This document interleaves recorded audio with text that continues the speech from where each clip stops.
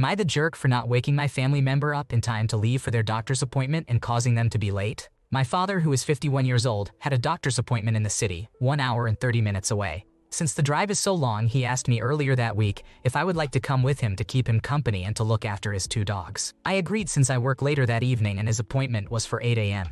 Since the appointment is so far away and so early, my father gave me the heads up that we had to leave no later than 6:15 a.m. in order to be on time. I set an alarm for 5:30 a.m. and accidentally snoozed it, waking up at 6 a.m. I rushed to get ready and thankfully was ready just in time for 6:15 a.m. My father had yet to come out of his room at 6:15, so I gave him some grace, thinking he might be running late as well. 15 minutes later, he still had not come out. At this point, I knocked on his door and found that he was still asleep. I woke him up, and he was obviously distressed when he found out he had slept in. While he was getting ready, I took the dogs outside to urinate and put them in the truck. Around 5 to 7 minutes later, he came out and hurriedly got in the truck. Immediately, he began to berate and belittle me for my stupidity for not waking him up and causing him to be late. He said I should have woken him up immediately when I saw he was not ready to leave at 6:15, and that I am stupid and useless for not doing so. In the rush, we forgot to pack the dog's leashes, so he made me buy some at a pet store because it was my fault I did not pack them and caused him to be late. He then went on to insult me throughout the entire drive up to his appointment and jabbed his fingers at my head, talking about how stupid I am. I shut down, apologized, and did not move or speak the entire drive up. Basically, I disassociated. I did not try to fight back because I knew there was no reasoning and did not want to anger him further. After apologizing multiple times, he continued to insult me, but a part of me feels like he was deflecting responsibility onto me out of anger. I feel like it is equally his fault since he is a grown adult who should be more than capable of waking up on time for his appointment. Am I the asshole?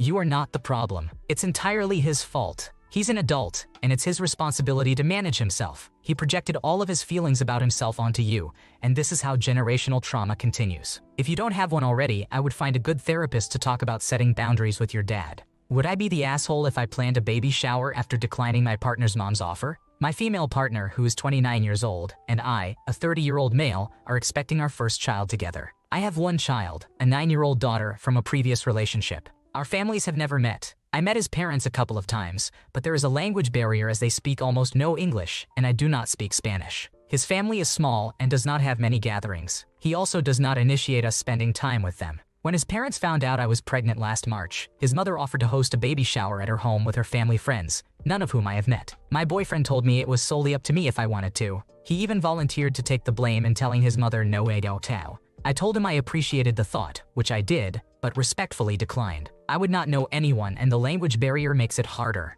It felt more like a shower celebrating her becoming a grandmother. To be fair, my boyfriend and I had initially decided against planning one ourselves. My boyfriend felt it was too much work trying to organize, and I figured since this is my second child, it seemed silly to have a baby shower. I am due in August.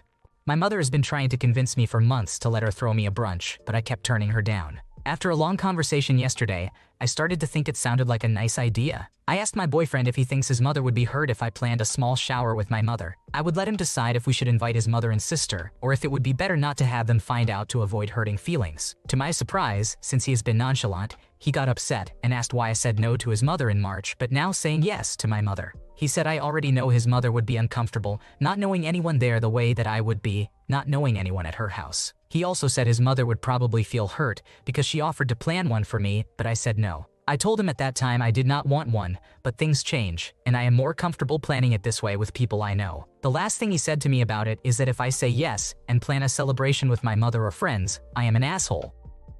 It's a soft situation here. You are the jerk here, OP. You could have had a small shower with grandma and then had another one now without any issues. It's definitely your right to have a baby shower, but you can't control how BF's family will feel about it. Sometimes doing things for others, even if it's just for a couple of hours, can go a long way in maintaining harmony. Would I be the asshole if I told my friend that I can't watch their dog anymore? Hi, a few weeks ago I agreed to watch my friend's male dog next week for about 5 days. I live in a house with my boyfriend, sister-in-law, female dog, and cat. Our backyard has some gaps in the fence, and we rent, so there is nothing we can do. She is aware of this and did not have any issue with it. We had the dogs meet in a neutral place, and they seem to tolerate each other. My dog is a bit old and grumpy. She talks about how her dog has perfect recall, does not run away, and is very chill and low maintenance. After this, she asked us if we could watch her dog for the night because her friend is in town. I agreed on the condition that the next day, she comes to let my dog out while we are out of the house. She agrees to come first thing in the morning and just hang at my house with both dogs for the day. She drops off her dog and 15 minutes after she leaves, we let her dog out. My boyfriend and I are both outside with him, but he is inching toward the edge of the yard. We try to get him to come back inside and he just busts out. We both chase him and he runs into a neighbor's yard and is gone. I call my friend to let her know and ask for her help to get him. She and her friend arrive and we wander around the neighborhood with no luck. My friend admits that he actually has run away before. We return to my house after a couple of hours of looking and her dog comes back to our yard. My friend leaves and we watch him for the night. The next morning, she lets me know that she is hungover and her friend is going to come by to get the dog from us and she will let our dog out later. However, she then calls and asks us to drop her dog off at her apartment instead, which we do. She never comes by to take our dog out, procrastinating until we decide to come home. 2 days ago, she asks me to watch her dog again, this time only for 3 hours on the 4th of July night while she goes to a show with her boyfriend. She now lets me know that her dog cannot be left alone for even 30 minutes, or he might destroy her apartment. I agree since she promises to get him at around 1 a.m., but I let her know I will be asleep and my boyfriend has to work early. They come over beforehand for dinner and find out the show is canceled but want to go out anyways. They promise to come back even earlier than intended. I get a text at 12:30 a.m. saying she is getting ready to come get her dog. An hour later, she says she is too drunk and will just come at 7 a.m. instead, offering me $80. I do not sleep all night because her dog is crying from fireworks. At 6:45 a.m., she texts that she is up but is going back to sleep, and I should text her when I am up. I text her 30 minutes later saying to get her dog, and I have a vet appointment at 9 a.m., but she is on Do Not Disturb. At 9 a.m., I text her saying I pushed the vet appointment, but she needs to get her dog ASAP and hit Notify anyways. She comes and gets her dog within 30 minutes. Would I be the asshole for not wanting to watch her dog next week? She has proven 2 out of 2 times that she is not reliable to pick up her dog.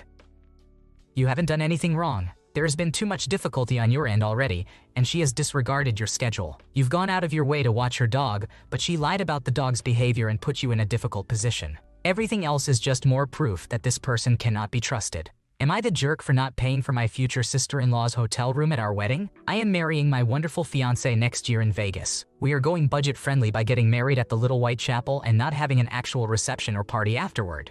We're paying for everyone's dinner at a nice buffet, so there's something for everyone. It's just going to be a few friends and immediate family. Our family lives all over the place, so there isn't a central location that's convenient for everyone. We've both talked about having a Vegas wedding since we met. We agreed to pay for our parents' hotel rooms so they are in the same hotel as us and where we're having dinner after the wedding.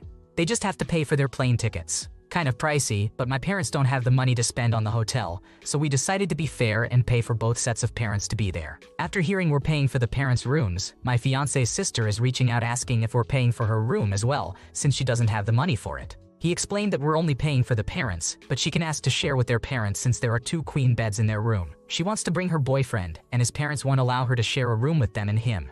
She said it's unfair to only pay for some of the guests' rooms and not others, and if he wants her there, he'll pay for her and her boyfriend's room. He explained it is not in the wedding budget, and she'll have to come up with the money for a room if she wants to come. Now his other sisters are telling us that we should pay for her room if we want her to be there since my fiancé knows she's bad with money. He's told them attending isn't mandatory, and while it would be nice if the whole family could attend, he understands if they can't afford it since it's a destination wedding. He suggested the 3 of them share a room, but they all have significant others they want to bring, so they don't want to share rooms. Now all 3 sisters are saying they aren't coming because we're too good to pay for his little sister, even though we're paying for my parents to attend. I feel like they're just trying to guilt trip us into paying, and it's working because he feels guilty for only paying for some people's rooms. I'm holding firm that we aren't paying, but he thinks we might be in the wrong here. Am I the asshole for paying for the parents' hotel rooms and not others? You are not the jerk.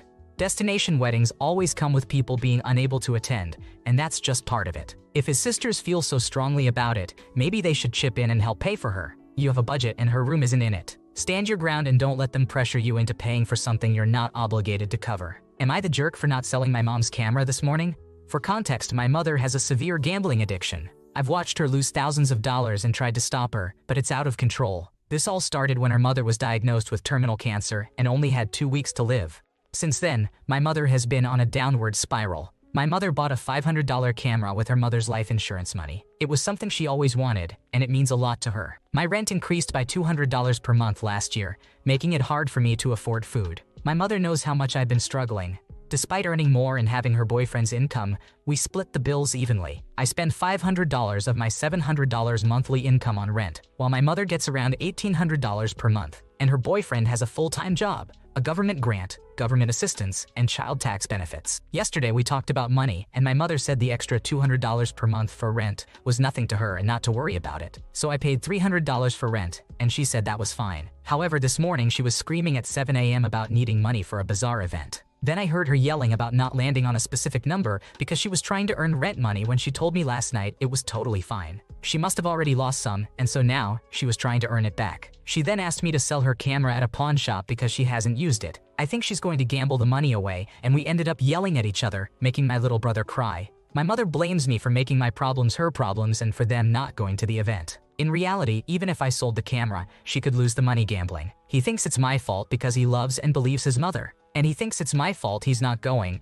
and he is possibly right. I might be the asshole because I argued with my mother. Additionally, I'm not willing to sell the camera, which she doesn't use, potentially causing her to miss out on the event she wants to attend. Because I know her, she has wanted one her entire life. She finally has a really good one, and she might lose it for like 10 seconds of nothing. I might come across as unsympathetic to her struggles, even though I'm just trying to protect her and my brother. There's also a high chance if she goes to this event, she will run into my cousin. The two of them haven't spoken in a year and a half since my cousin stopped talking to us, which has caused my mother a lot of internal stress. I think going to this event altogether is a bad idea, and she is desperately seeking some kind of drama. I altogether think it's crazy, but I, like usual, feel very bad. She doesn't even want to be the one to go into the pawn shop and sell it herself. Everything always needs to be done by me. Then it's my fault when it goes wrong. It's understandable why you wouldn't want to sell the camera, especially since it seems like your mom might just gamble the money away. It's common for kids with unstable parents to try to control situations and minimize damages. If she wants to sell her camera, that's her choice, but you're under no obligation to help her or do her dirty work. Seeking support from gambling addiction groups might also provide some useful advice on how to deal with your mom's behavior. Am I the jerk because I wanted to go home?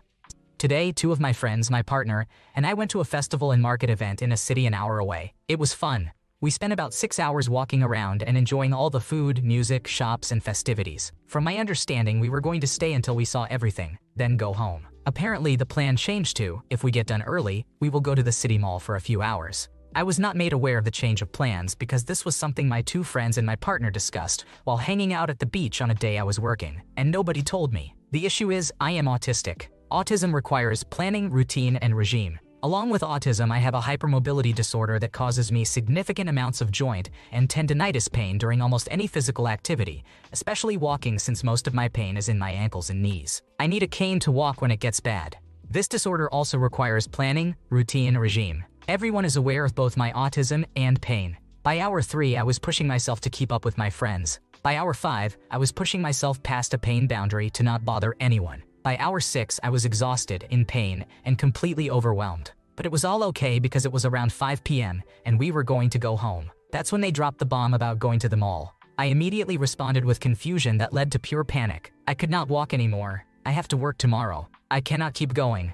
This was not the plan. They then told me they think they talked about it at the beach and forgot to tell me. I was livid. I basically begged to go home, and they said I could sit and wait in the car or the food court for a couple of hours. My partner said they would wait with me. However, people without pain do not realize that I need to get home to do my pain routine so it does not progress. Walking into the mall causes pain. Walking in the mall causes pain. Walking back out to the car causes pain. I do not want to be in pain. I'm tired, and you are my ride. I am sorry because I do not want it to technically go home. I wish I could stay out, go to the mall, and have fun, but I just cannot. When we got in the car, I started to cry. I could not hold it in. I was so overwhelmed. They said they would just drive me home and drive back, but I owe them the gas money. I cannot help but feel like a complete asshole for ruining the day, yet I do not think the situation was fair to me at all either. You are not to blame at all. Your friends clearly don't understand the amount of pain you're in and how distressing it is to be told to endure it longer just because they want to look at candles. You deserve consideration, accommodation, and to be believed when you say you've reached your limit. It might be time to expand your circle to include people who understand and won't make you feel like a burden. Thanks for watching. When you subscribe, make sure to hit the bell to turn on notifications so you never miss a video. To finish listening to all the stories, check out the playlist in the description.